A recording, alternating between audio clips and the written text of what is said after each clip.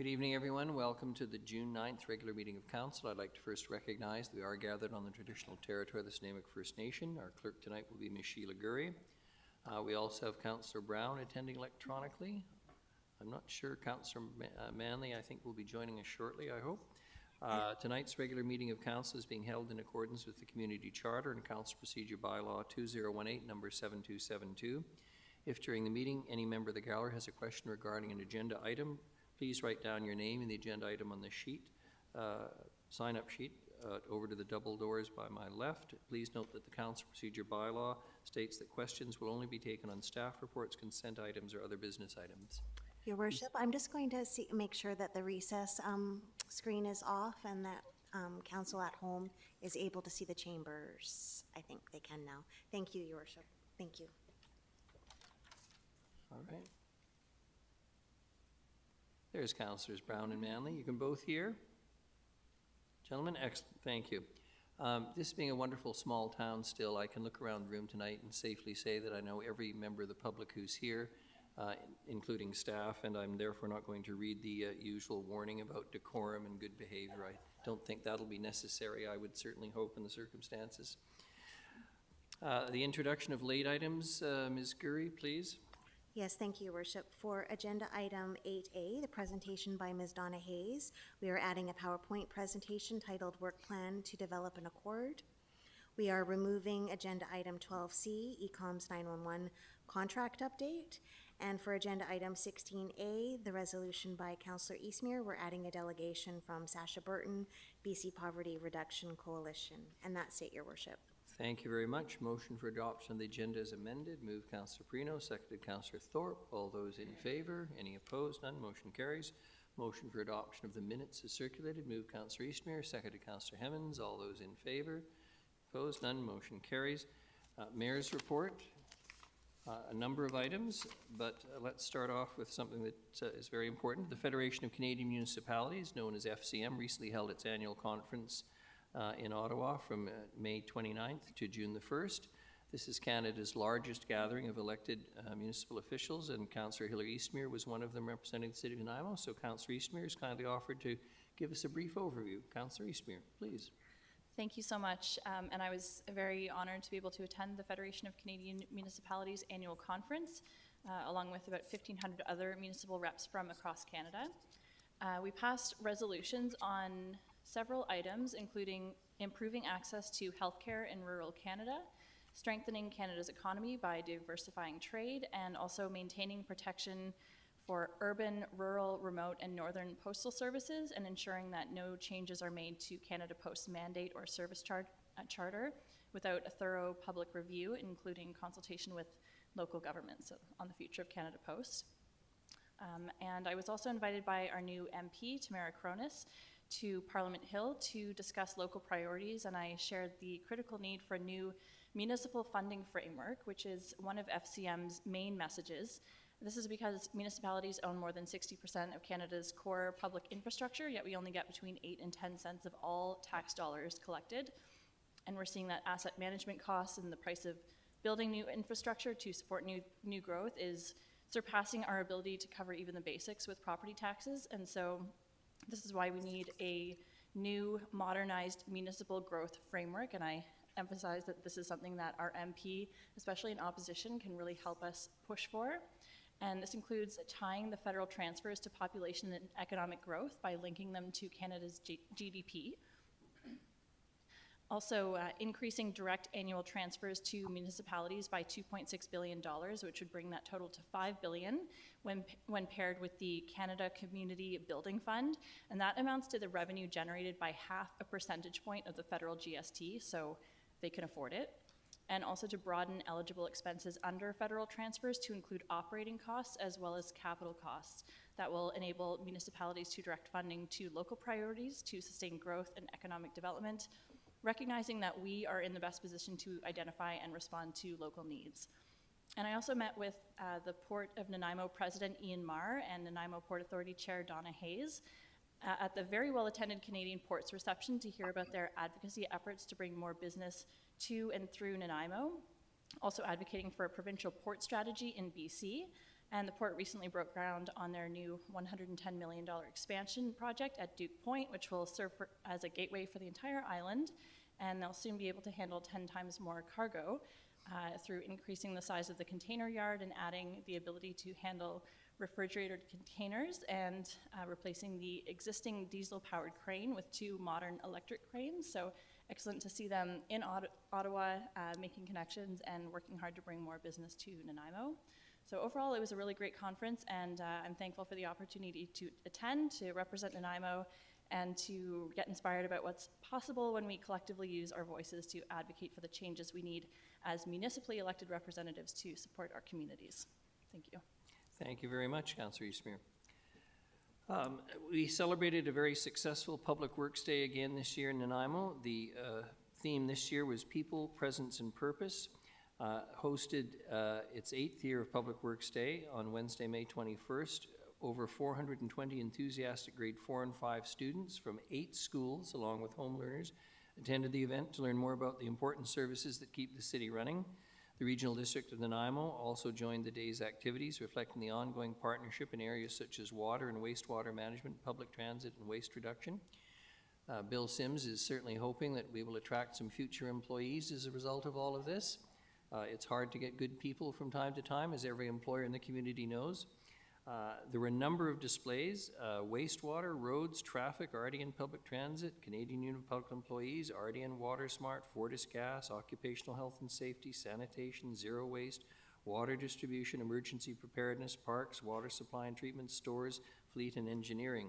And if the good public are listening and didn't get a chance, you can always arrange a tour at the Public Works Yard so that people get a full understanding of how important public works is to the city of Nanaimo and how important it is that we have appropriate facilities in order to deliver those services.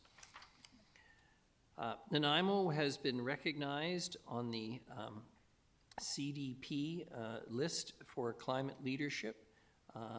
That's a city's A-list recognizing global leadership in environmental transparency, climate action, and resilience planning.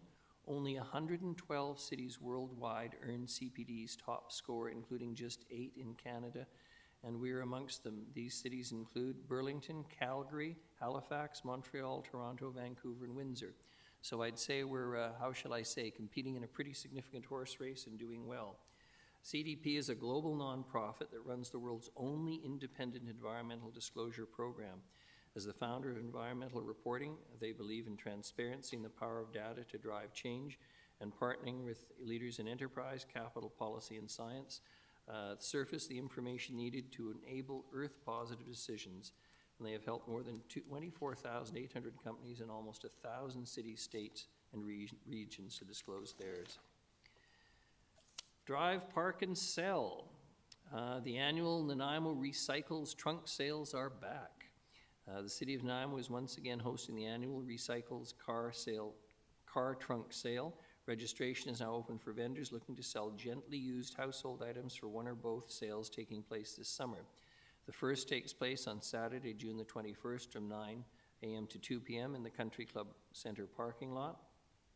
The second will take place on Saturday, August 23rd from 9 a.m. to 2 p.m. at the Van Crowland University in parking lots L&M. These free-to-attend reuse events aim to give unwanted household items a longer lease on life and reduces the amount of waste sent to landfill. I encourage everyone who has stuff they need to or want to get rid of and would be useful to somebody else to please get out and participate.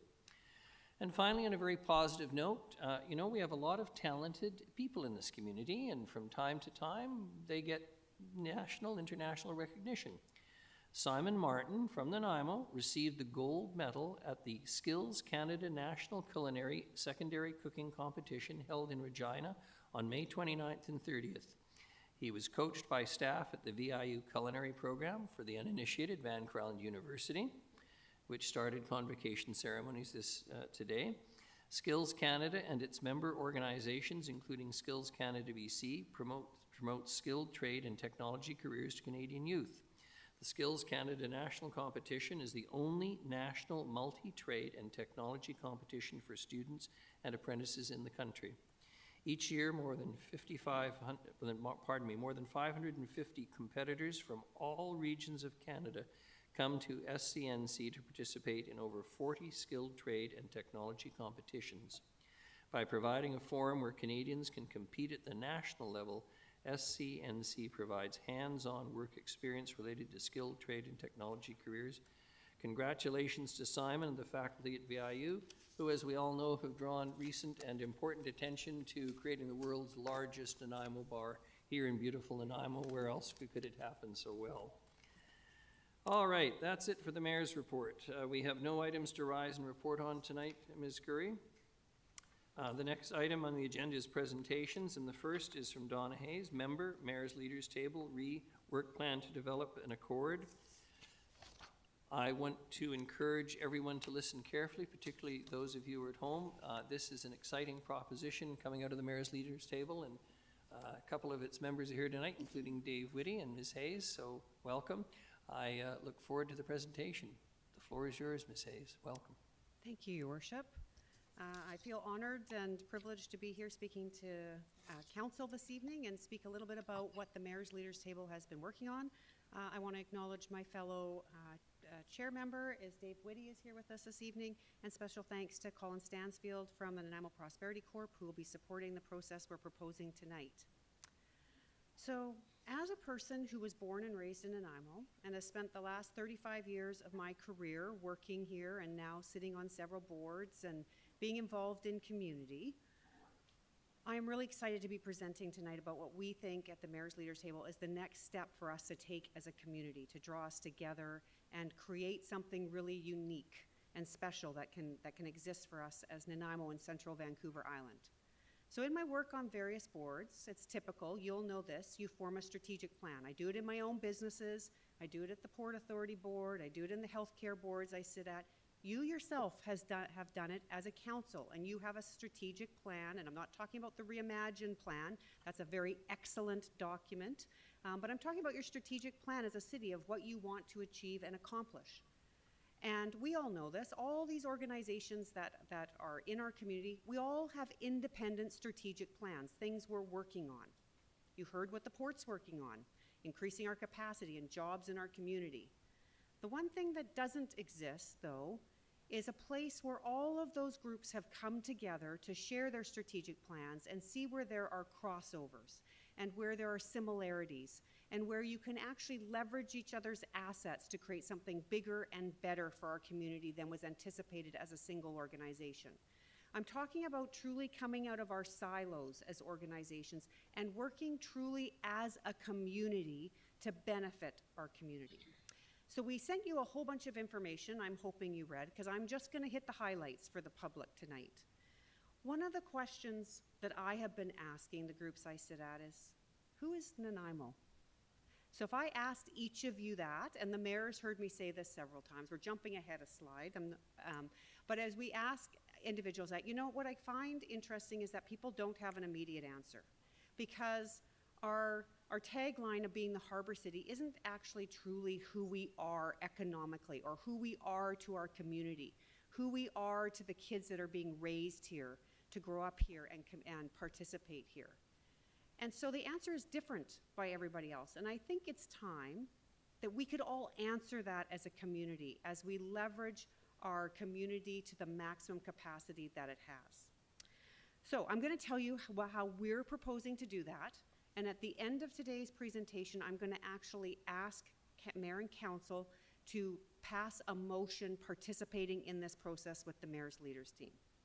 So how we're going to do that is through a coordinated strategic planning session for Nanaimo's key institutions, resulting in a community accord that will be supported by a document that is an initiatives portfolio. So if you've paid attention to other presentations I've done through previous Mayor's Leaders team, you've seen that we, for instance, have a document with 26 key infrastructure projects that go forward. Well, how do those end up in a portfolio of activities that work together and mesh us together as a community? Why do we think now is the time? And I truly believe right now is the time. Take a look at what's happening globally to economies.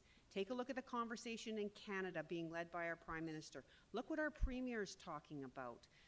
Even if we just talk about tariffs and what that means, how can we be stronger as a community? It's by investing in ourselves. And so Nanaimo stands at a pivotal moment with the potential to harness collective strengths for a very prosperous future. If you've heard me speak before, and if you know me, I'm constantly talking about, you know, I could go work anywhere in the world. Why am I here? Why have I always stayed here? Because I believe Nanaimo is truly the greatest place to live, work. I've raised all of my children here. Why have I done that? Because we're on the precipice of greatness. And great things are happening all around us, even in this economic time where people are talking about recession. And then last week I had a lunch meeting with the new CEO of the Hello Ferry and heard about their growth and how they're growing in that exciting business that opened up here almost 2 years ago, with everybody in this room working very hard for that to happen. And we did it through strategic partnerships, right? And so there are way more opportunities than just the one that I've mentioned facing us right now. So the opportunity is here, but we feel it's really only here by having a unified vision through all the strategic partners at the table. There will be compelling storytelling and advocacy, because trust me, there's going to be a huge amount of advocacy. As Councillor Eastmore mentioned, when she was in Ottawa, I was in Ottawa. Why was I there? We have to advocate for our community, to make a name for our community. And there are lots of groups doing that, but we need to do it together moving forward. We're going to resource optimization, enhance competitiveness. But why are we acting now? Well, because the growth opportunities are right now. All the problems we're hearing about as problems are actually opportunities for our community to take a stand and move forward, right? The problems in healthcare that we are talking about, we all know this. We need a tower, we need a cath lab. I'm sure you've heard me talk about this all the time. That's an opportunity for us as a community to think outside of the box, do something creative, and be bigger and stronger and better than anywhere else that service is being provided. Economic resilience. Every table I sit at, we talk about this. Resilience and redundancy, how important it is.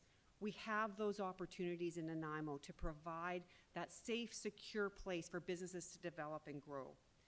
And community well-being.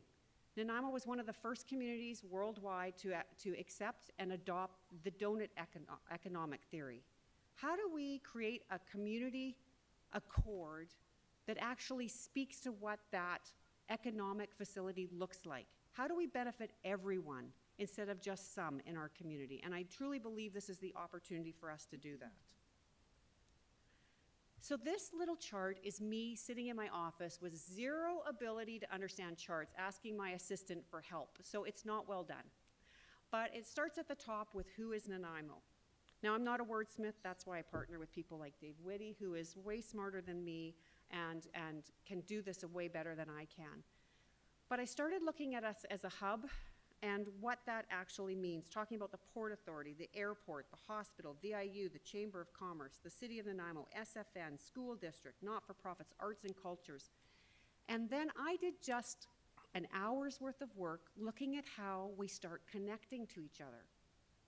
When I look at it from a port perspective, and my board has already heard me say this, and what our port expansion means for Nanaimo and the jobs it brings as we move into a logistics hub, we start talking about how does a logistics hub affect childhood poverty?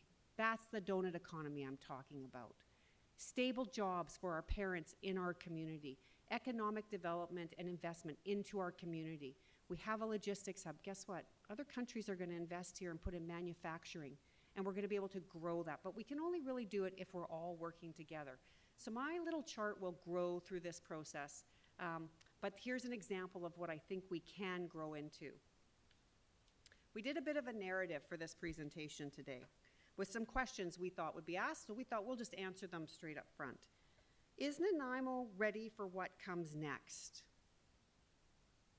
I have often said that once the first domino falls, whether it was the passenger ferry, whether it was a hospital tower, whether it's some of the new programs that the university is going to offer, including medical training programs, whether it's the airport getting there.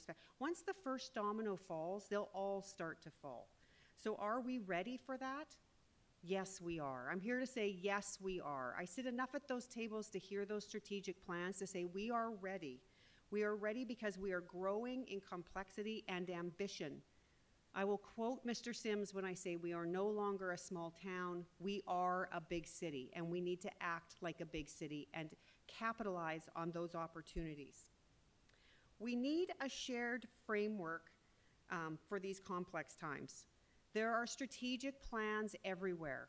As I mentioned, we all have them, but we need to amalgamate them into what we're calling the Nanaimo Accord. And we believe that if you look into where that terminology is used other places in the world, that you'll see Nanaimo will actually be a leader in this conversation and what we're proposing. Why is this important? Because it builds directly on what we've already done. Whether we understand it or not, we have been working our way through this process already. The Reimagine Nanaimo process was an amazing process that involved the public in conversation about what they wanted to see in their city. But by all intents and purposes, it is a land use plan, which has a huge amount of information in it. It does things like list a logistics hub for the port. It just doesn't tell you how you get from listing it in a land location to how you realize it as a business plan and how you actually need partners to incorporate that. This process will answer those questions. So we're going to build directly on what we already have. That groundwork's been done, and we've been working on it for years, whether we realized it or not. We're going to take a living systems approach because the city is a dynamic place, and we have interdependent systems in place.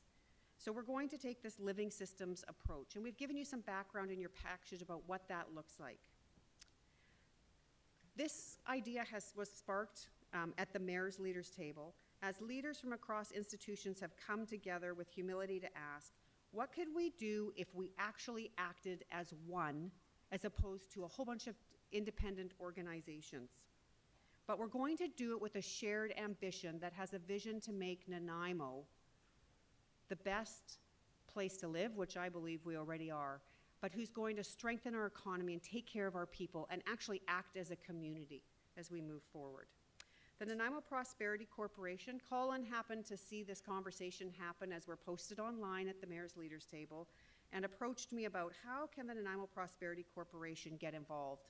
And they're hugely going to be involved in this process. And much of the paperwork you're seeing, Colin has been working with us, so I want to say a special thank you to them for doing this work. But we're coordinating engagement directly through them, which I believe is truly one of their purposes as an economic development corporation.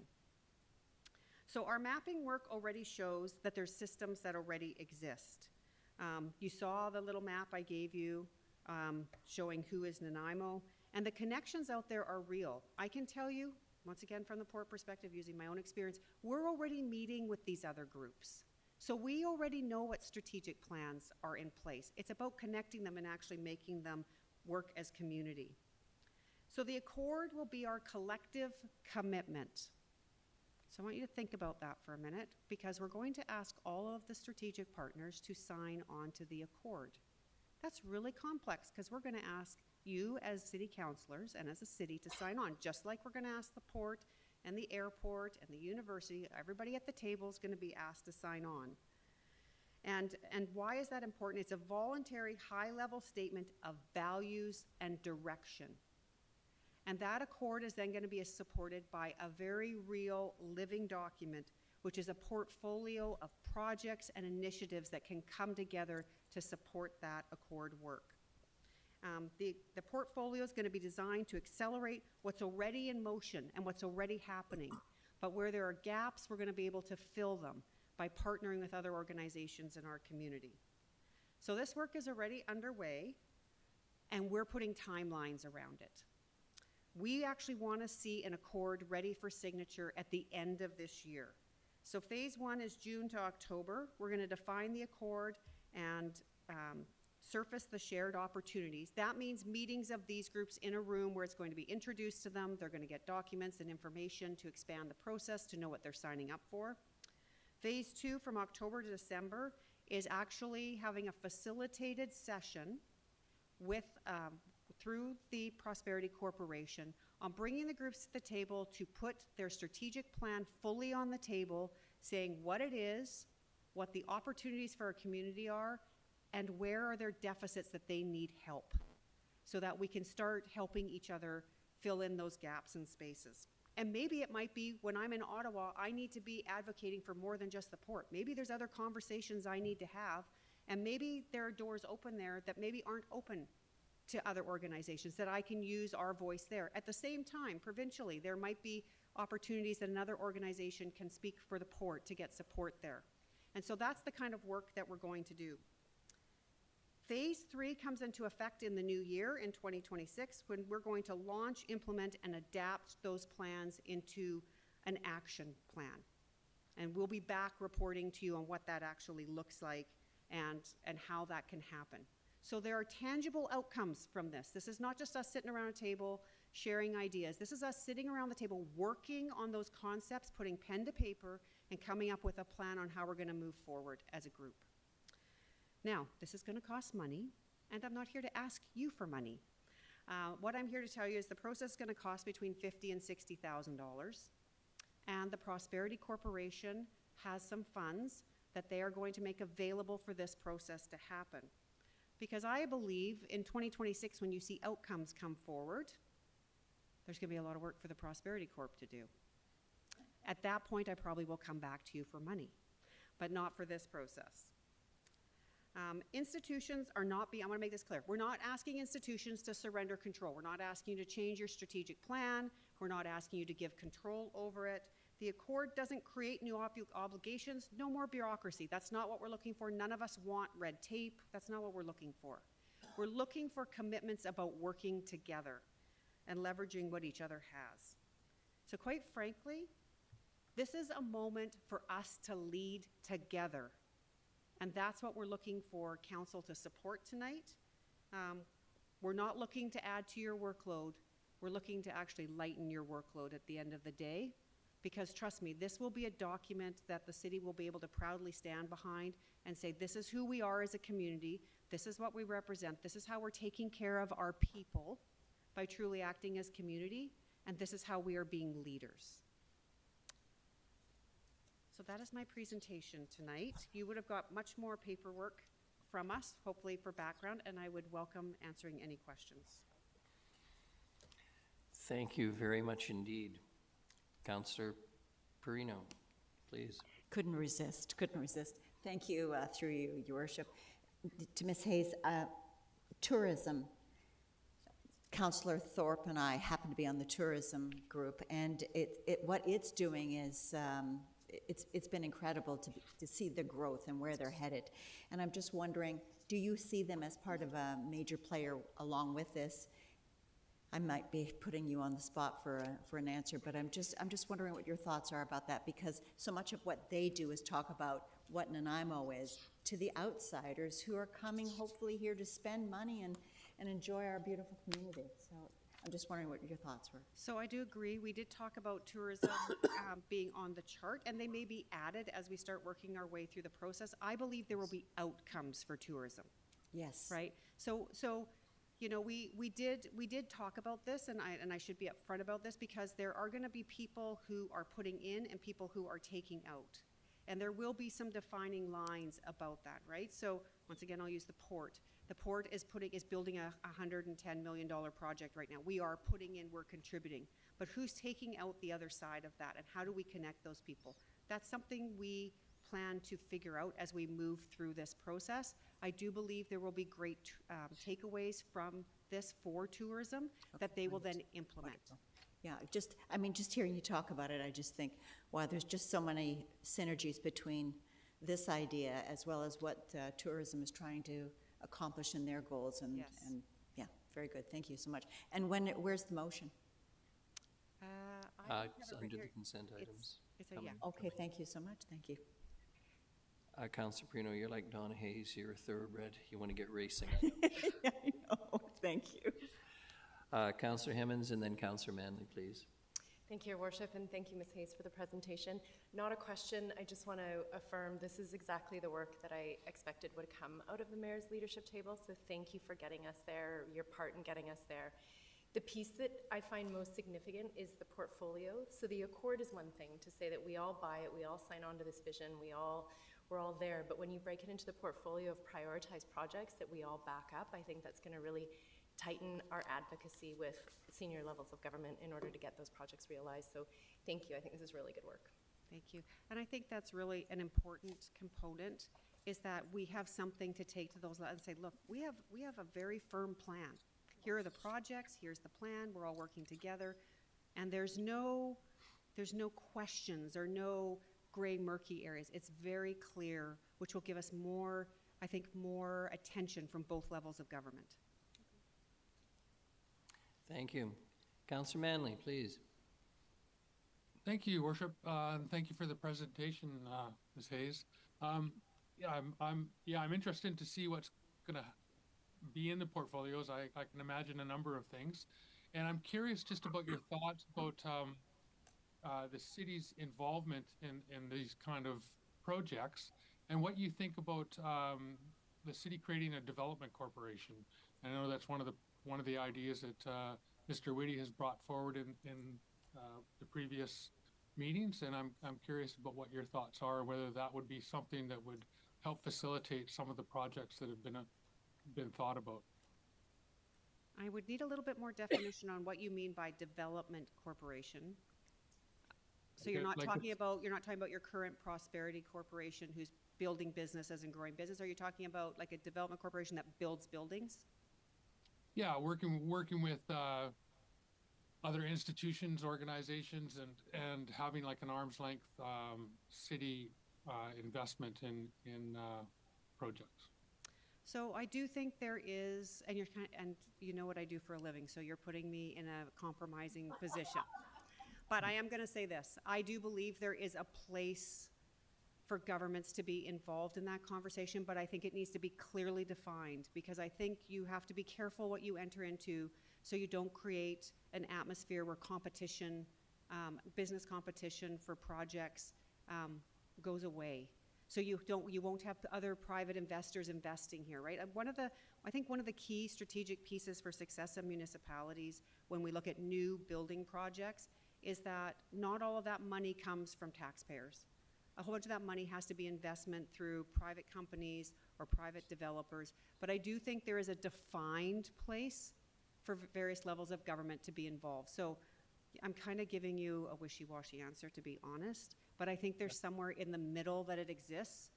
But I think you walk a very fine road before you have developers like myself stand up and say, hey, if you're building that, why would I come here and put my money into building that? And so I think you just need to be cautious about that moving forward. Yeah, I was thinking more about partnerships and leveraging, the city sometimes has land or Yeah. be involved in different projects. And if there's projects that are in the public interest that the city has some capacity to invest in, and start a process for building on the capacity of the city to invest, it would involve partnerships. But So I agree with you on the partnership piece completely. That's partly why we're bringing this forward. I mean, there are other agencies, the Port Authority, Island Health, the airport group, all of those groups are looking for partnerships for certain.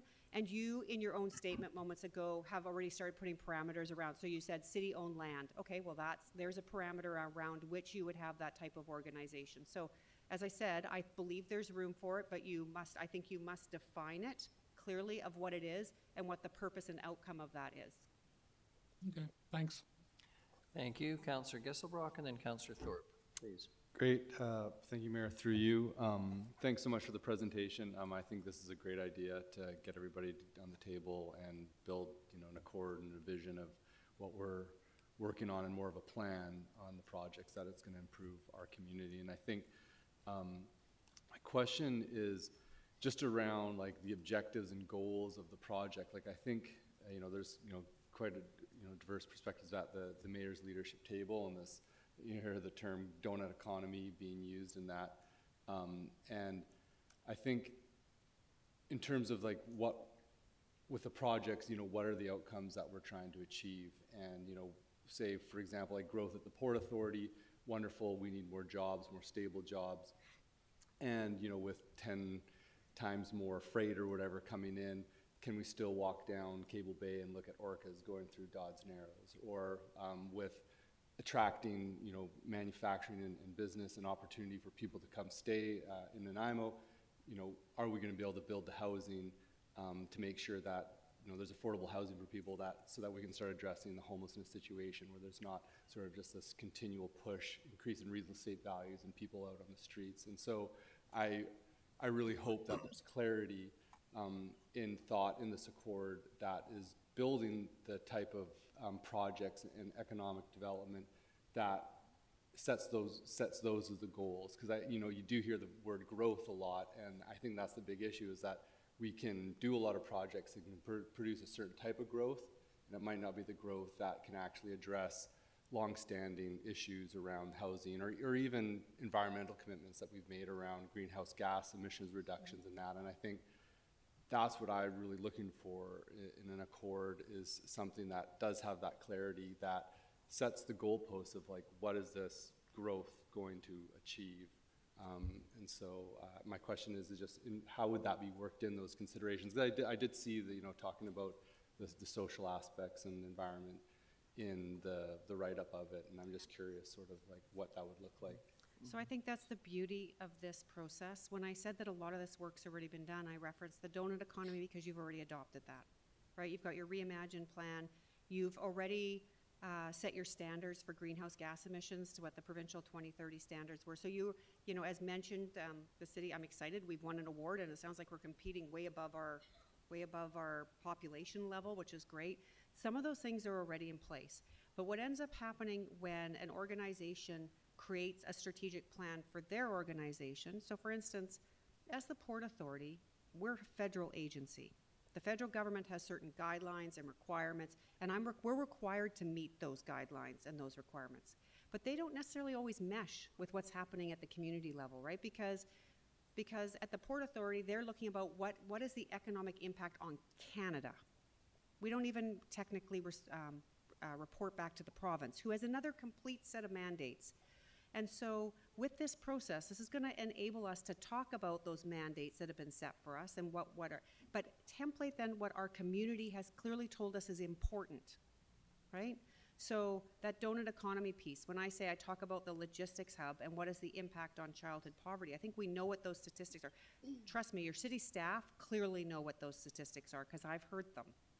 So when we create a plan for how we're going to all support the infrastructure, how are we addressing that? Well, we can do that in certain, as a port, we can do that by what our hiring model actually looks like. When we talk about food sustainability on Vancouver Island, it's 4 days. Can you imagine what the impact of having a logistics hub would be here and food security? But what if we tied that back to what actually happens with some of the food that we don't necessarily need? How are we feeding directly into our food bank and those who need food, or our school food programs? All of these things are actually interconnected, but seldom are they planned together. And the purpose of this program is to plan them together, to have those conversations and be very real about what our limitations are, but how maybe we can create something out of the box that doesn't exist other places, because we all tend to work in our little boxes. But you know me, I'm never in my box, right? And so we need to get out of our box and see how other priorities that have already been put in place, how they affect what other groups are creating. And I think you'll find that they will create different conversations.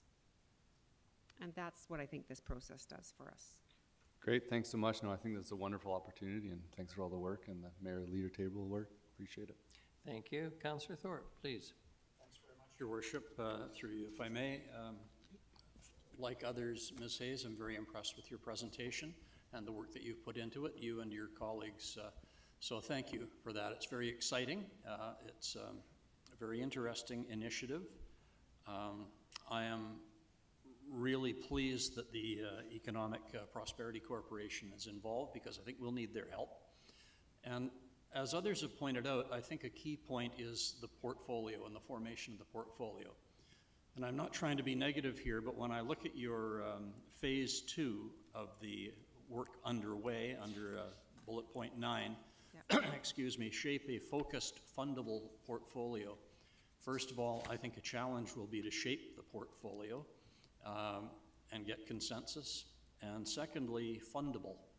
is a huge challenge. Let's face it, when we, at the city a week ago, were told that we're not keeping up with our costs of maintaining infrastructure, that if we want a South End Community Center or a new hospital tower, we have to raise taxes, we have to borrow massively, and I could say that that applies to just about any project that you mention. So the fundable part of the portfolio, I find a little bit of a stumbling block, and I'll be very interested to see what your guided facilitator session comes up with on that. So, Councillor Thorpe, I agree with you that both of those words are difficult. I think the shapeable, the more conversations I have, I think the shapeable is going to be easier than we think up front. I do see our community becoming more like-minded as we start realizing what the issues facing our community are. The fundable comment to me specifically says identifying funding sources and not traditional funding sources. So I'm sure we all watched the news the other night where Vancouver General Hospital received a $60 million gift. And they're getting a new cardiac program, and all kinds of great things are happening at Vancouver General, who already has a spectacular cardiac program. I know. My father spent 2 weeks in the cardiac ICU. I know how spectacular their program is. And yet they got $60 million for research and development and growing their program. My question when I got up to send some texts at 10:30 at night to some of my colleagues was, how is it that their health authority is allowing a $60 million addition onto their hospital when we can't do that here in our health authority? And clearly we can't. So I believe this process will identify alternate funding opportunities, and that has to be part of this process. I can tell you at the Port Authority, our letters patent limit how much we can borrow as a port. We're doing a $110 million project. The letters patent say that we as a port can borrow $6 million. How are we funding a $110 million project? Well, you know, we got 46.5 from the federal government. We got 15 million from the province. There's a big gap there. We had to go find a private partner. But I can tell you right now, one of the things that this group could do for us is help us advocate to have our letters patent changed to allow us to borrow more money for the next phase of development. And we need a community to have that conversation. And so when we say fund it, I don't think we're going to achieve the funding. I think we're going to achieve the opportunities that we can look for funding as a community. And I do not believe that they will be strictly traditional means, because I do not believe there's any level of government right now who has the funding. We have a provincial government who's, you know, saying 9.4 billion. We know that's more, over 12 billion with the carbon tax gone. Those traditional funding opportunities aren't going to be like that, but we're going to identify what unique opportunities there are. Thank you. That really does make sense. And unless we identify the challenges, then we can never start to deal with them or handle them. So I applaud your efforts, and I applaud any efforts in general to boost the economic strength of our region. So thank you. Ms. Hayes, I'm not seeing any further questions. Thank you very much to the three of you for coming tonight and presenting. I'm sure you'll want to stay here for a few minutes as we just move a little bit further down the agenda. We have a number of committee meeting minutes for receipt. No motions required. We're on to motion for adoption of consent items, and the only one is the special Mayor's Leaders Table meeting, May 16th, 2025, work plan to develop an accord that council endorse in principle. The proposed work plan to develop the Nanaimo Accord is attached to the Mayor's Leaders Table agenda dated 2025, May 16. So moved. Moved Councillor Perino, seconded Councillor Thorpe. Councillor Brown, sorry, I just noticed you. Yes, thanks. Thanks, Your Worship. I'll keep it short because sometimes you can read the room even when you're not in the room. I think this is going to pass. I won't be supporting it. First of all, I was kind of disheartened to hear that Prosperity Corp funding was being used on this, especially when there was a budget request for more funds last year. With that said,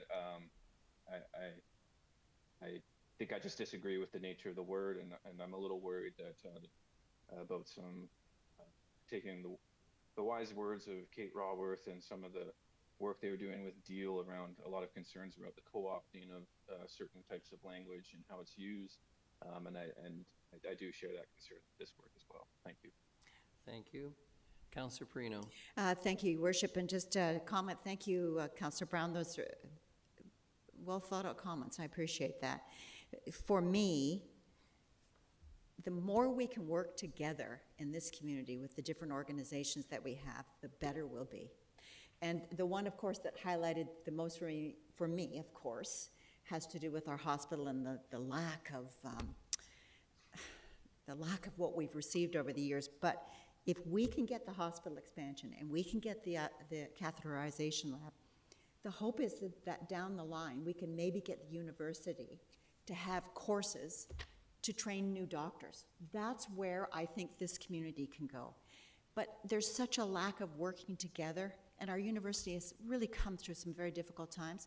Anytime we can work in a more organized fashion, the better I think we'll be. So I'm going to be voting in favor of this. Thank you. Thank you very much. Motion's on the table. All those in favor, Councillors Armstrong, Eastmere, Kesselbrock, Hemmons, Mayor Krogh, Thorpe, Prino, and Manley, and those opposed, Councillor Brown. Motion carries.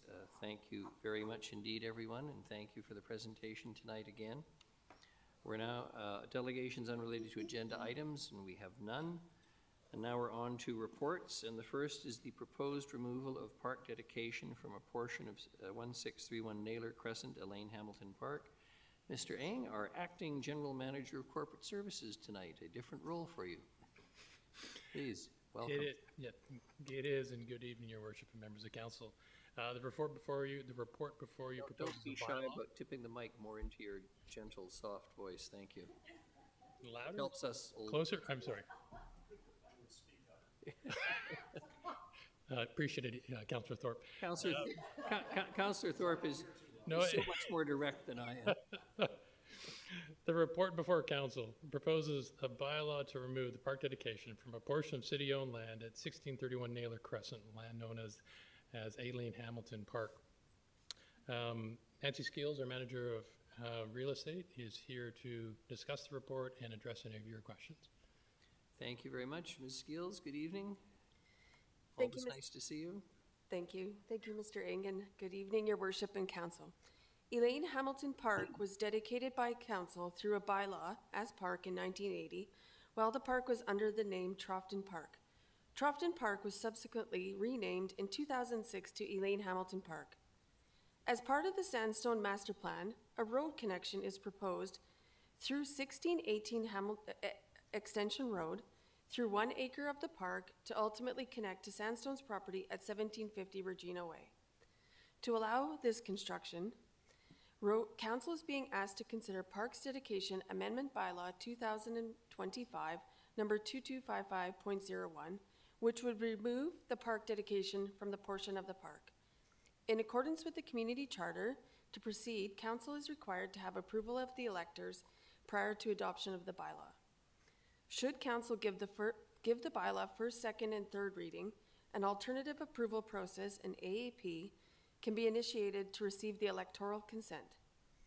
If the bylaw readings are given tonight, the next steps would include executing the road dedication agreement, conditional on electoral approval, launching the AAP process, returning to Council with the AAP results, and if approval is obtained, adopting the Park Dedication Amendment Bylaw. It is important to note that the field in the park will remain, and the existing washroom facility impacted will be rebuilt by the developer at the developer's cost. The city will also receive $45,000 for the road dedication based on an independent appraisal that was prepared. Ms. Desjardins from Seacliff Property is here to present Council with further context on the overall intent and the vision of the proposed portion of the park dedication removal. I'll pass it over to her. Thank you. Just some questions from Council first, though, for staff. Thank you. Looking at attachment B, there's the big square in red. Is that the area that's being removed? Because you said that they were going to keep the park, so I'm kind of confused. Or the ballpark.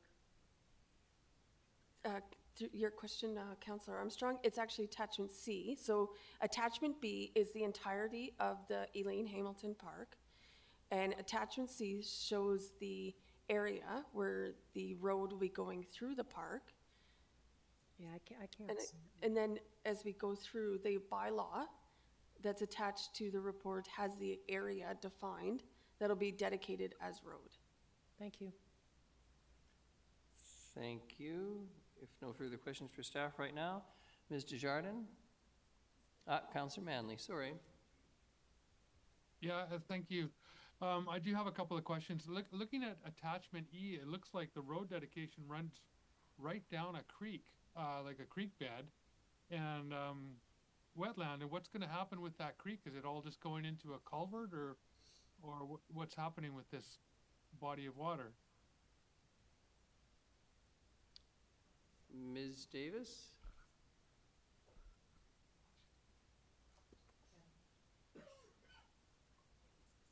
It's attachment E that I was looking at rather than attachment D. Yes.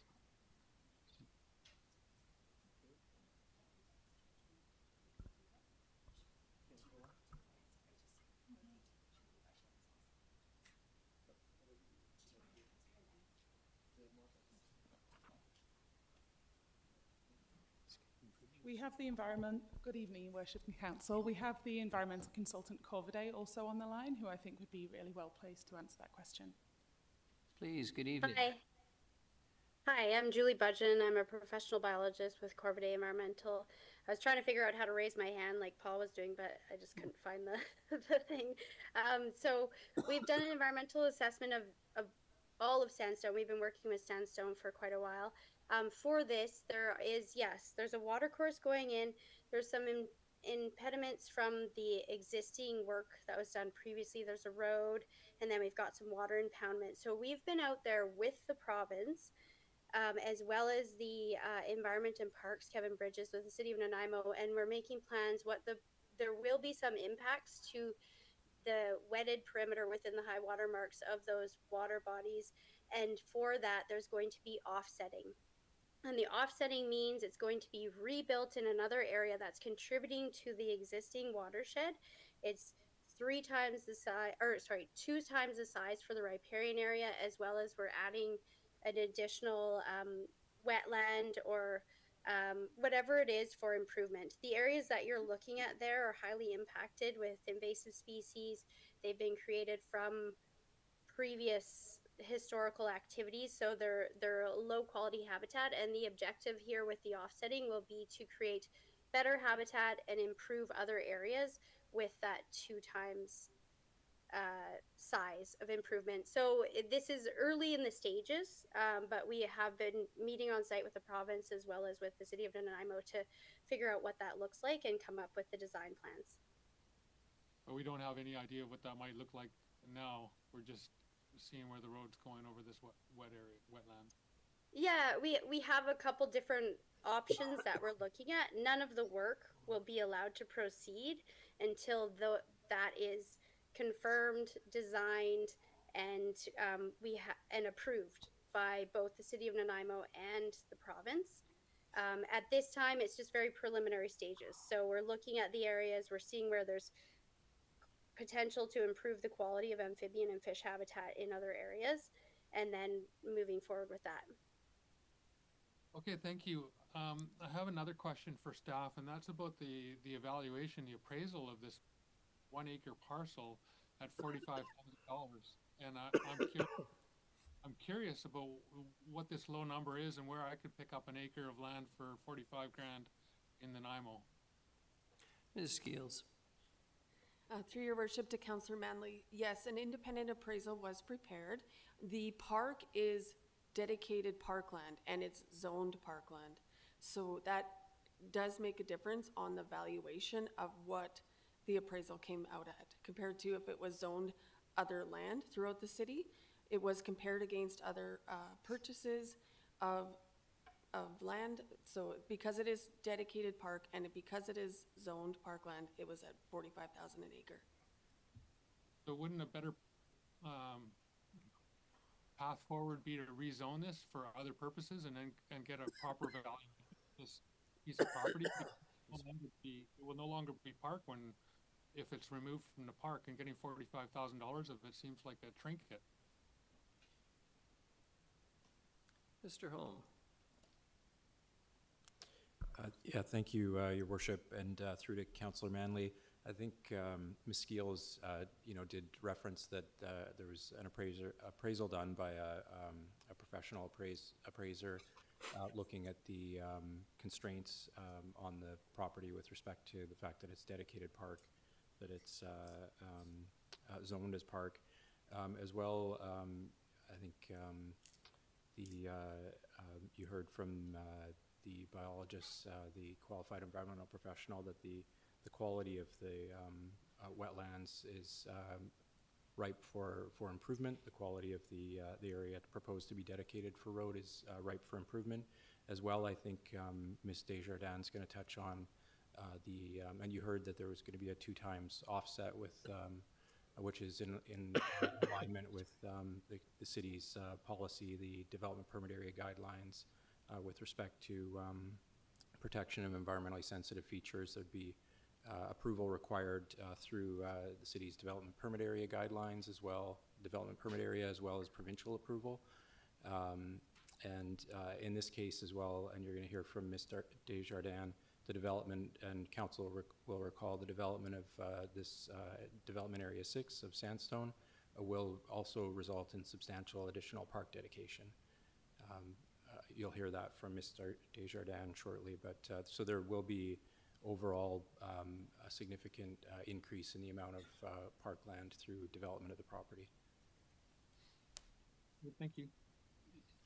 Mr. Lindsay. Your Worship, can I just add too, because I think it's important to touch on this suggestion of rezoning land to increase the value. And I think if the city was selling a piece of land that was ultimately going to be introduced into the development stream, we're selling a piece of land that was multifamily. I agree. I think you should probably, the council should consider rezoning it, getting the highest value. In this case, we're actually selling land to facilitate a development that's been already approved, and it's ultimately to be used for road dedication. So I think council would, I think you'd have to be careful about using your powers to increase the value to sell a piece of property was ultimately intended to be used for road. So just wanted to comment on that. Thank you very much, Mr. Lindsay. Council. Not seeing any further questions for staff. We do have a delegation, Georgia Desjardins, Vice President, Development, Seacliff Properties. Good evening and welcome. I think you've been here often enough to know the drill. 5 minutes, and when there's a minute left, I'll let you know. If you could introduce yourself for the record, please. Thank you. Thank you. I did have some slides. Are they? Oh, fabulous. Is my time starting?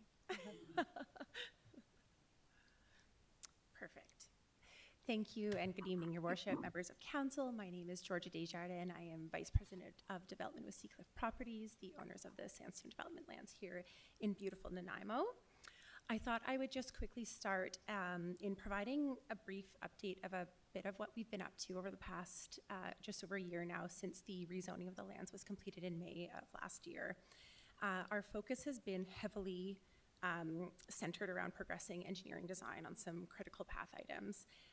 So just quickly on the screen ahead of you, going sequentially through by development area, and this is in addition to progressing some design work on key infrastructure items. But on development area 2 on the far right of your screen, we've completed some further detailed site layout planning, including road network connectivity that confirmed the alignment of the main road that's going to connect from Cedar Road down to the future connection at Duke Point. In area 3, we've actually formally submitted a subdivision application to the city at the end of March of this year. And we continue to work closely with staff through that application, which we're just awaiting formal feedback on. But that's been an exciting milestone that we've reached to actually sort of action a real application before the city to start making this more of a reality. Within Area 4, we have also completed detailed site layout planning and road design, again, confirming especially that key road connectivity that really connects from 5, 4, down to Duke Point and back up to 2. And we're actually in a good position and expect to have a formal subdivision application for DA4 or a portion thereof submitted into the city within the next couple of months. Area 5, we didn't think we had quite enough land, so we've picked up another parcel of land at 999 Cedar Road, which was a 30,000-foot piece just where we are foreseeing a key access intersection for the Sandstone Spine Road to be coming through. So that became available on the market recently, and we did acquire that, wanting to secure and make sure we had sort of ultimate flexibility to really create an optimal intersection design and a proper sense of arrival into the community for that sort of urban core that DA5 is envisioned for. And then within Area 6, we've been working closely with the City of Nanaimo to move ahead with detailed designs for a variety of the off-site transportation improvements that we committed to through the rezoning. So while the Sandstone Development Covenant doesn't actually obligate some of these improvements for being completed until up to 49 lots have been developed, we did note that through the rezoning, this was an extremely important aspect to the community and one that we wanted to put all our full efforts behind actioning. So that's been months of collaboration with city staff, and we're progressing forward at about a 75% design stage at this point on those off-site infrastructure upgrades. So through that, what we're really here to talk about this evening is specifically related to the proposed main access road into Development Area 6. I know you've, of course, all received the staff report, which I thought was well written and quite comprehensive, so I'm not going to go through and sort of repeat what's already within there, but I've just instead put together a couple of slides that really more speak to a bit of that history and context of this proposal. So as far as the background, as contemplated through the Sandstone rezoning, a main access connection from the property we own at 1618 Extension Road through to the balance of the Sandstone lands was envisioned, subject to the council's and the public's consideration of that through an alternate approval process. And these are just a couple excerpts from some of the corresponding legal documentation that was registered in connection with the rezoning. One of them is from a covenant registered on 1618 Extension Road that specifically contemplates no further subdivision or development on that parcel until such time as a road dedication is secured through 1618, and also excerpts from the Master Development Covenant itself, which explicitly contemplates that connection and the corresponding process that would be required to see that approved. Just again, reiterating here, as Ms. Skeels confirmed, that we are committed as well to replacing the field house that this proposal would impact, so that would be replaced at Sandstone's cost. Again, these are just a few 3D images that better articulate it. As you can see, the road, this section of proposed road is outlined in purple here. The road cross-section is shown as to the MOESS Urban Collector standard. And again, just a quick summary, this application is consistent as contemplated through the rezoning. It replaces the affected park building amenity. It provides the main access road to Sandstone parcel, minimizing transportation impacts on other connecting roads in the neighborhood. It improves the visual connectivity to that park. And as Mr. Holm pointed out, Sandstone will dedicate, on this parcel in particular, approximately 90 acres of park and open space back to the city. Thank you. My goodness, that's almost perfect. Thank you.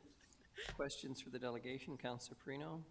Thank you, Your Worship, and a question through you. Thank you very much. You speak very quickly, so if I've missed something and I'm asking you something you've already said, I apologize. The one question, Councillor Manley brought it up about the 1 acre, but what we're talking about is the park will remain as it is, right? Except that the bathroom will be removed, and what's the other piece? I can't remember from the report, the other piece, the back, is it just the bathroom? Okay.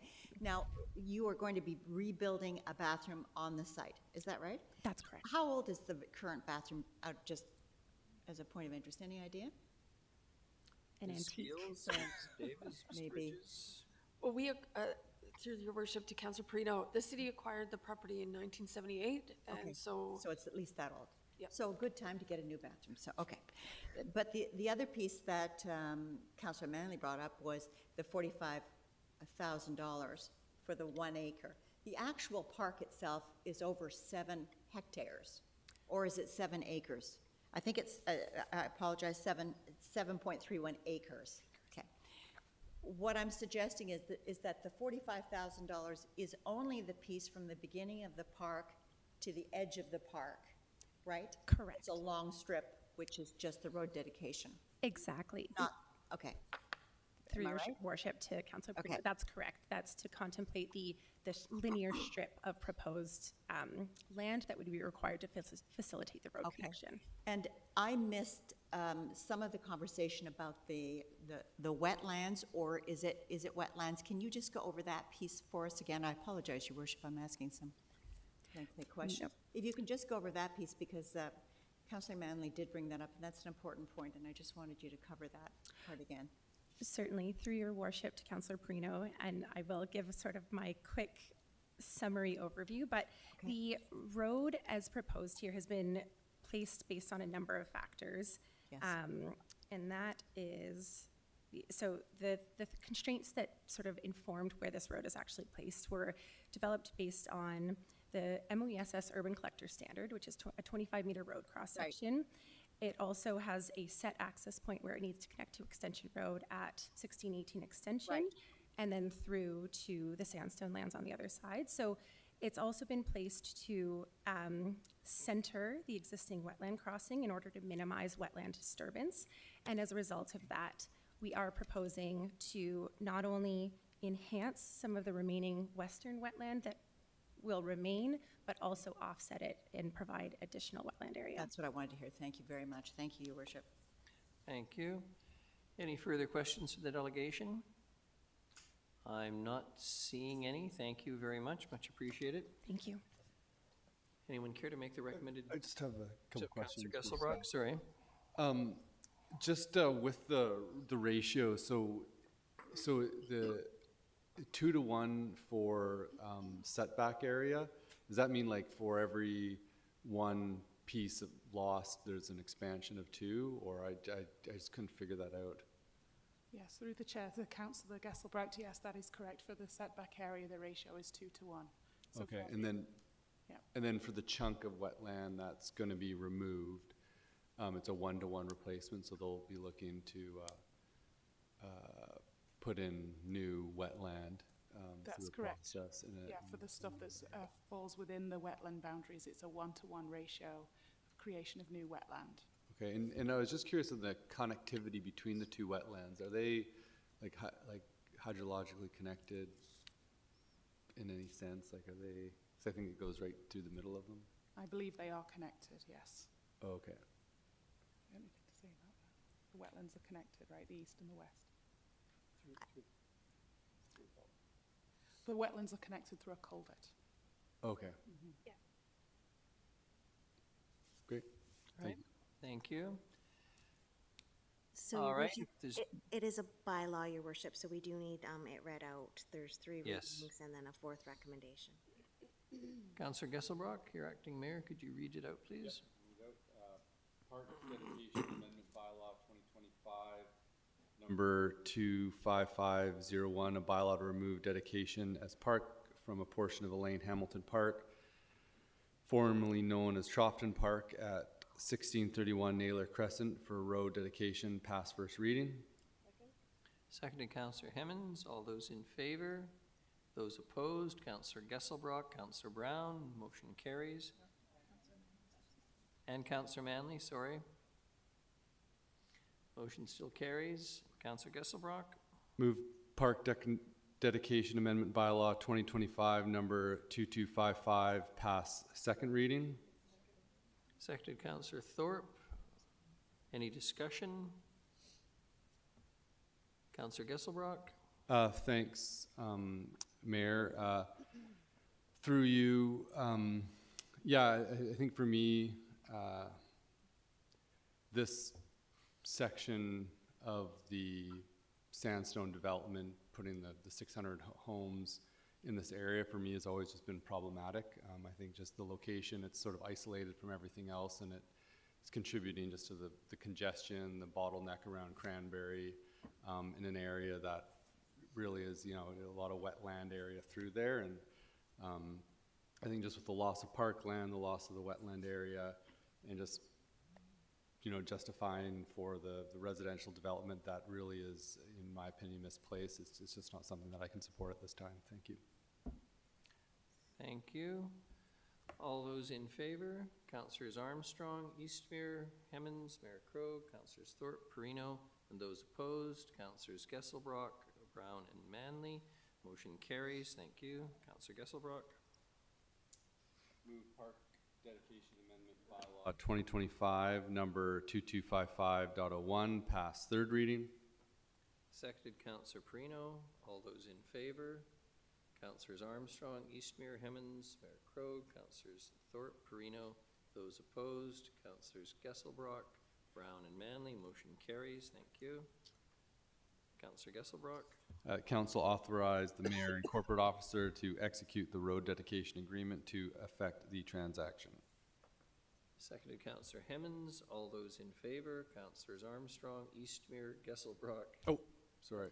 Councillors Armstrong, Eastmere, Hemmens, Mayor Krog, Councillors Thorpe and Perino, and those opposed, Councillor Gesselbrock, Councillor Brown, Councillor Manley. Motion carries. Thank you. We are on to B, alternative approval process to remove park dedication from a portion of Elaine Hamilton Park for road dedication purposes, sandstone development. Ms. Curry, please. Thank you, Worship, and good evening, Council. So this is the next step following your previous bylaw and those 3 readings. Now that that's been approved, the steps for removing the park dedication and for road dedication purposes would be an alternative approval process. That is the staff recommendation, and staff are here to answer any questions. I think you are all up to speed on what an AAP is, however, but should you have any questions, we are happy to answer. However, I just do need to note a correction in number 2 of the recommendation, that it would read, should it be moved, that determine the total number of electors of the area to which the approval process applies, which is the whole city of Nanaimo, to be 76,724, of which 7,672 represents 10%. So just to add that clarification to the wording in number 2 of the recommended motion. Right. Does the motion require being? No. Ms. Curry, does the motion is required to be read out? Eligible voters. Councillor Armstrong? I heard Ms. Curry say 7,600,000. Is it not 7,672? So eligible electors in the city of Nanaimo, which is the whole city of Nanaimo, is 76,724, of which 7,672 is 10%. Thank you. And I'll speak on it. I won't be voting in favor. Well, we haven't got the motion on the floor yet. Thank you. And Councillor Perino has a question as well. Yes, I do. Go ahead. Go ahead. Oh, thank you, Your Worship.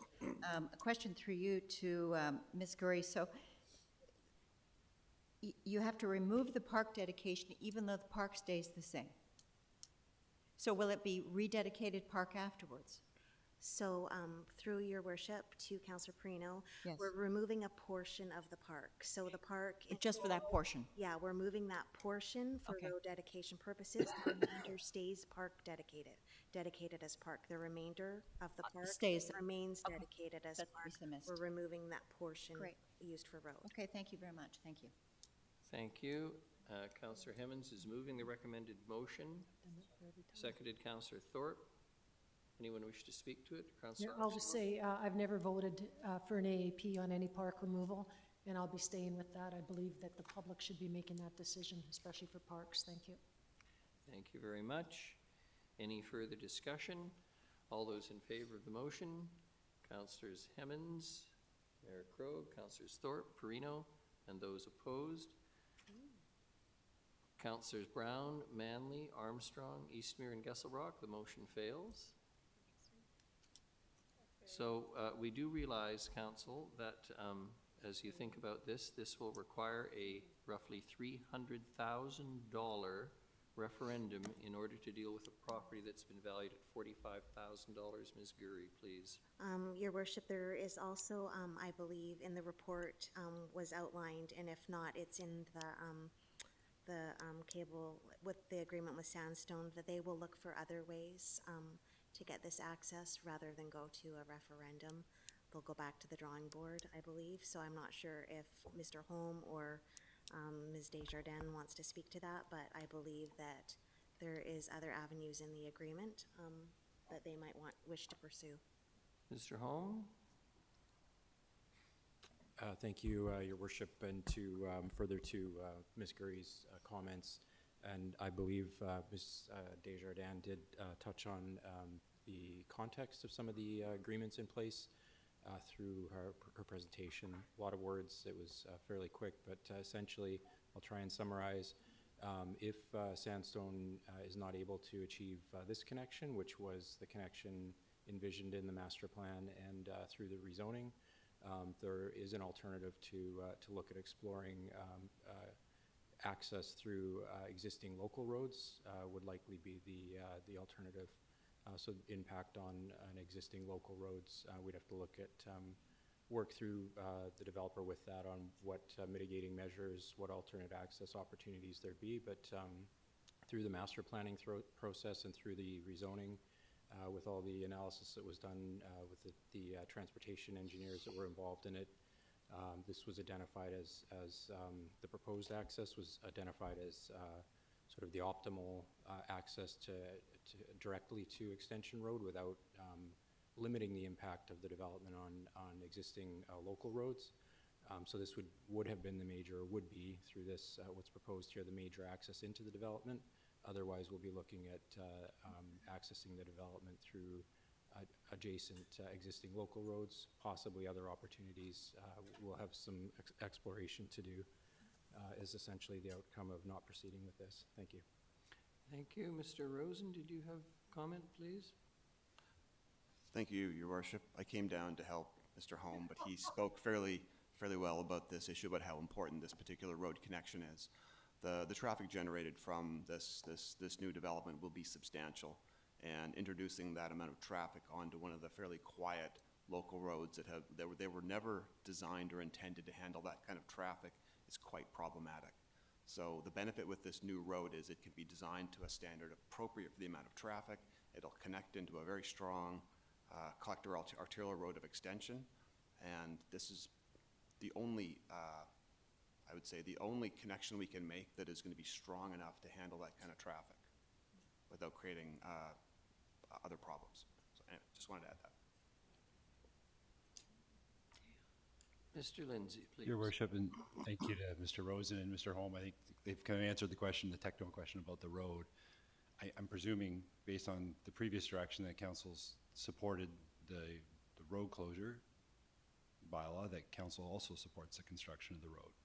So this leaves us in a bit of an awkward position at this point, in that if we do not support obtaining the approval of the electorate through AAP, then as you mentioned, the only option, if council still supports your original motion of creating a road here, is to go to a referendum. So that would be the next motion. In the absence of that, then this bylaw to close the road would essentially fail, or it'd be abandoned. We'd have to bring it back to be abandoned. So at this point, given that council said that you do support a road being constructed through this location,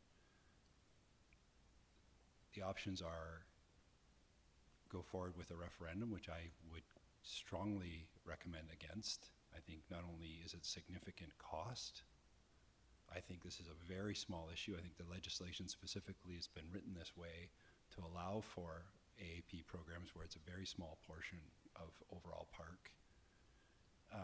So I think the legislation did anticipate this type of situation, and we're following that. And two, I think this would be a significant cost just in terms of staff capital to go run a full referendum for 1 acre of road dedication. You're talking about establishing a number of polling stations across the city, would take a significant amount of our resources from our legislative services department over the next number of months to prepare and execute this. So I would certainly not be recommending council do that, but that is your option at this point.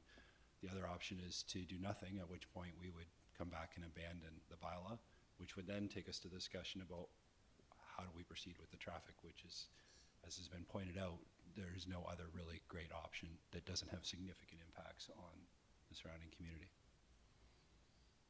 Councillor Armstrong? Thank you. Well, I understand that. For me, it's always been, I only use an AAP for what I deem as something operational necessity for the city, nobody else. And I've always voted against APPs removing parkland. And you know, I get that it's a big issue. However, it's very important to me that I stay by that, because I heard that loud and clear from many of the constituents I talked to, that they feel that they're being let out of decision-making that has huge impacts on their well-being, and park being one of them. Although when I do look at this, I think there's actually going to be a bigger benefit for the community, and I don't think it's going to hurt, so I would ask for reconsideration. Sorry, you're asking for reconsideration? Yes. So Your Ms. Worship, Geary? if that is seconded and approved, then the vote would be back on the floor. Seconded, Councillor Perino. The matter's back for reconsideration. So I'm- first you have to vote, sorry, on the on the Sorry, last yes, sorry. reconsideration. All those in favor of reconsideration? Counts. Everybody except, No, they all are. no, we're all in favor. And if Thank I you. can speak to it for the Please. reconsideration, it's important that I heard from Mr. Rosen, and I do it, and that's what's changed my vote on this. It's not the cost factor of a referendum. I want to make that very clear. For me, it's the fact that as far as he's concerned, and I trust his judgment, this is the most viable, to move vehicles through without impacting everybody, and it's safer, and for me, community safety is very important. So I will put aside my hesitation, because I do think overall, after what I heard him state, it's better for the community for us to do it this route than do that, so thank you. Thank you, Councillor Eastmere, and then Councillor Perino. Excuse me. Thank you. And similarly, like I know there is hesitation around the use of the AAP process, and I appreciate this additional information as well. And I was thinking that we would potentially have other referendum issues coming up in the nearish future that this could be rolled into and part of, and that we wouldn't have to do it on its own, but perhaps that's just not logistically possible. So for that reason, I appreciate the reconsideration opportunity. Councillor Perino? All right. Motion for reconsideration is on the table. All those in favor? Councillors Armstrong, Eastmere, Hemmons, Mayor Krogh, Councillors Perino and Thorpe, and those opposed. Councillors Gesselbrock, Brown, and Manley. The motion for reconsideration carries. We're back to it. Don't actually have to put it on the floor? So you actually just voted on the motion again. You already had. Voting on the motion again as set out? In the Yeah, you already did that, and it's passed now with Councillors Brown, Gesselbrock, and Manley opposed.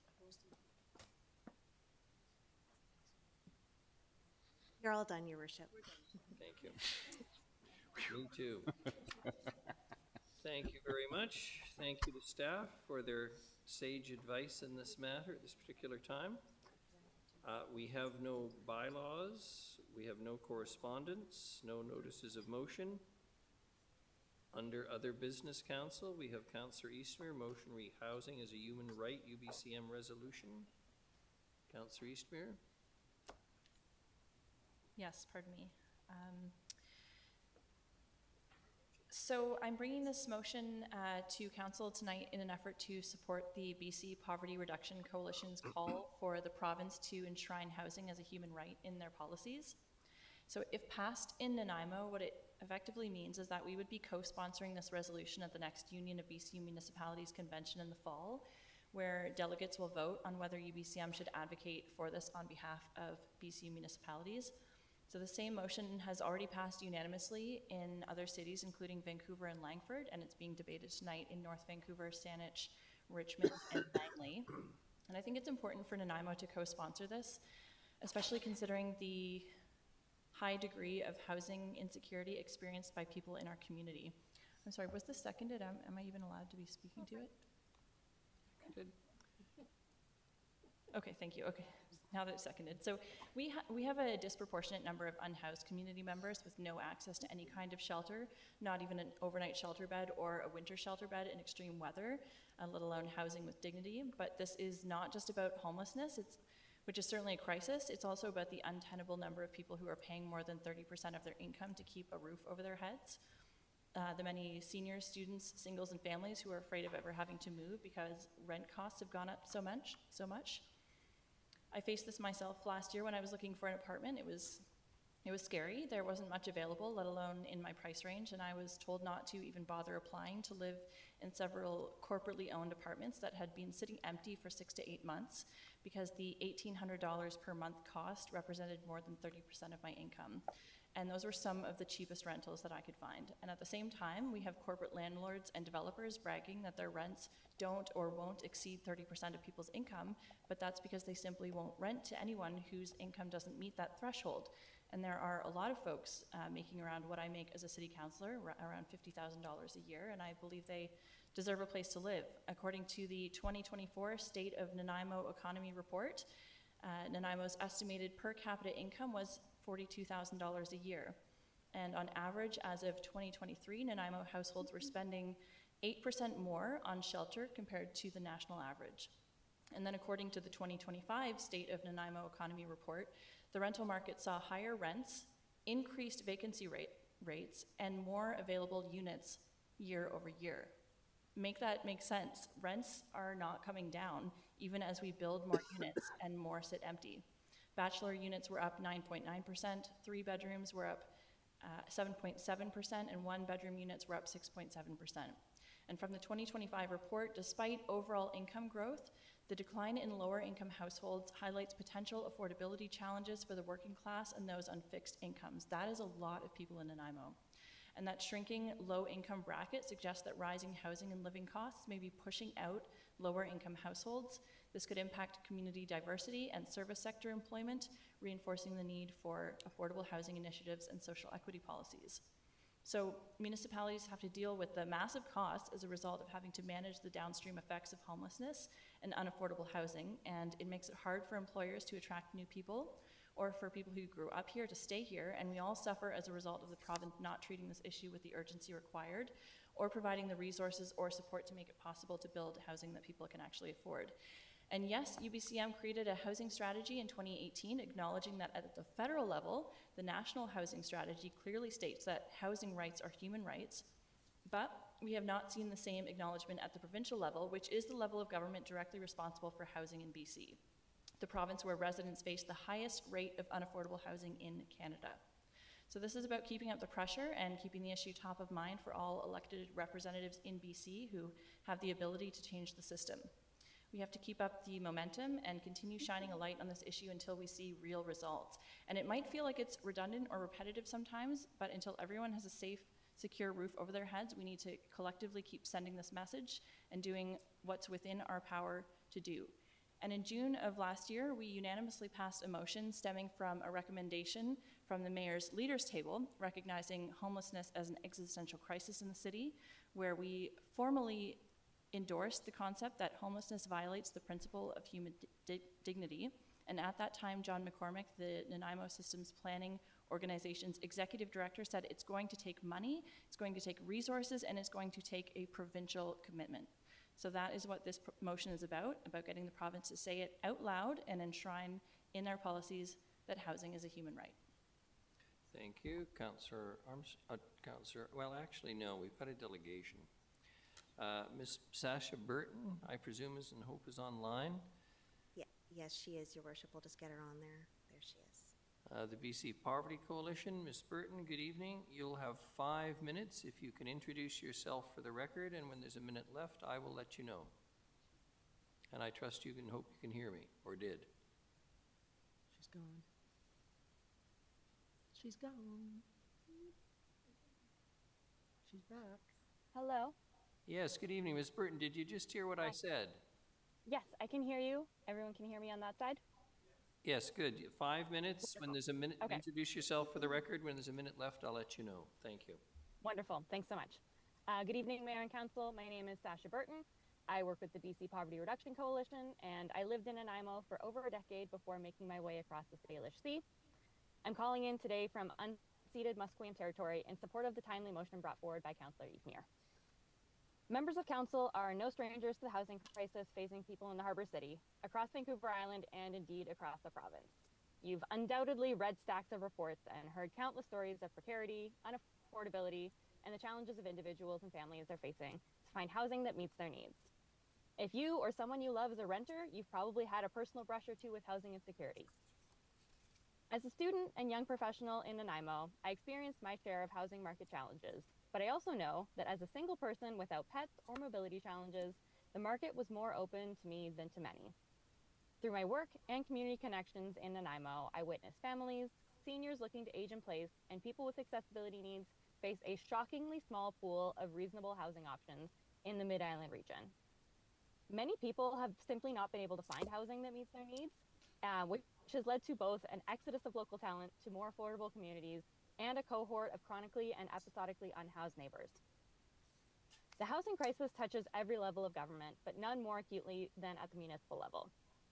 Since the federal government of Canada recognized housing as a human right in 2019, The practical next step is for the provincial government to follow suit and to align their approach to housing with a rights-based framework. You can help make that happen by supporting this motion today. In the realm of supporting reconciliation as a city, I will also note that the Union of BC Indian Chiefs passed this resolution in their convention in 2024. Oh, my notes just closed. I'm so sorry. I urge you to join your voices with councillors across BC to leverage your position as policymakers at the forefront of housing decisions and to call on your provincial counterparts to treat housing as a human right. The urgency of a rights-based approach to housing has the potential to spur investment, cut red tape, and instigate meaningful cross-jurisdictional collaboration to ensure that everyone has a safe, appropriate, and affordable place to call home. Nanaimo is not alone in facing a housing crisis, and that's why your council doesn't need to take this work on alone. The cities of Vancouver and Langford have already unanimously passed the same motion before you here tonight, and 7 more councils have it on their agenda this week. I'm actually just getting word that it passed in North Vancouver and in Saanich. The opportunity that you have in front of you as a council today is to advance this conversation about housing as a human right to the Union of BC Municipalities, where you'll convene with municipal counterparts from across the province 4 months from now. I urge you to stand on the side of human rights and to support the motion as presented to move forward to UBCM for a more fulsome discussion. Encouraging the province to recognize housing as a human right has the potential to offer profound benefits to the people of Nanaimo and our province as a whole. Thank you. Thank you very much. Any questions for the delegation? Not seeing any. Councillor Armstrong? Thank you. This has gone to UBCM, and they have made it a right previously to 2018, 2019.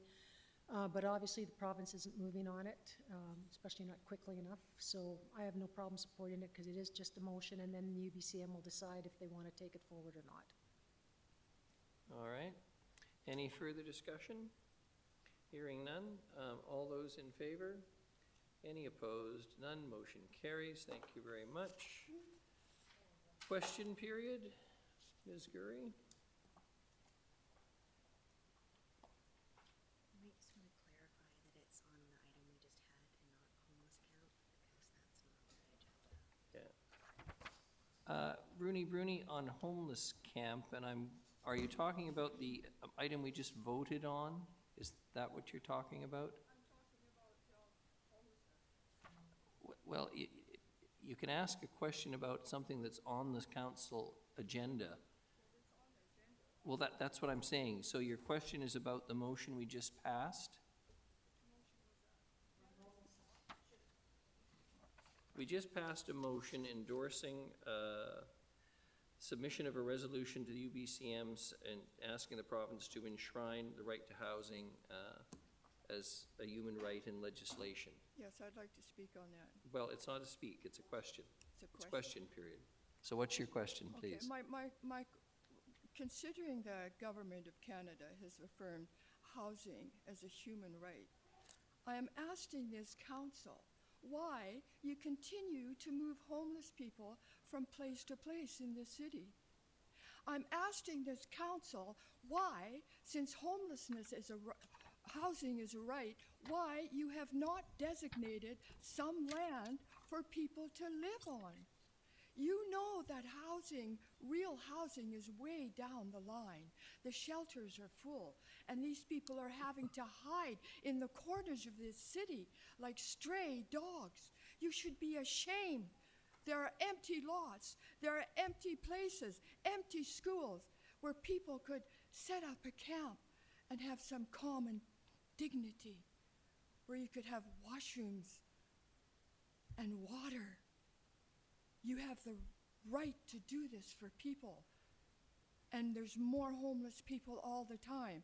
Having land designated to these people is a good strategic movement for the homelessness that exists today. And I ask you please to do that as soon as possible. And we'd have a much better and cleaner city instead of people lying around on the sidewalks and peeing in the corners because you only have one washroom in the whole city. Shame on you. Thank you. Thank you, Ms. Bruni. I don't detect a question there. Motion for adjournment? Moved Counselor Prino, seconded Counselor Thorpe. All those